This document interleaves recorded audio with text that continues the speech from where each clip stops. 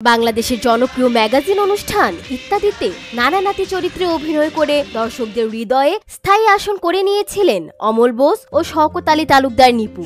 এই তো একটা ভুল কথা কইলেন। 1995 সালের শুরুর দিকে এই জুটির পথ চলা শুরু হয়। নিপুর অভিনয় জীবন শুরু হয়েছিল 1989 সালে উত্তরা আজমপুরে মঞ্চনাটকের মাধ্যমে। 1993 সালে রাজারবাগে একটি স্টেজ শোতে পারফর্ম করতে গিয়ে হানিফ সংকেতের নজরে আসেন তিনি। এরপরই শুরু হয় তার ইত্যাদিতে অভিনয়, যা আজও চলমান।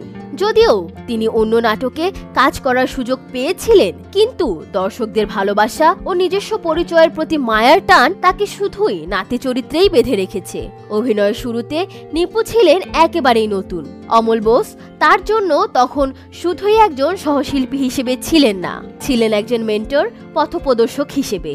কিভাবে সংলাপ বলতে হয়, মঞ্চে দাঁড়াতে হয়, দর্শকদের সারা বুঝে অভিনয় চালিয়ে যেতে হয়, সব শিখিয়ে দিয়েছিলেন অমল বোস।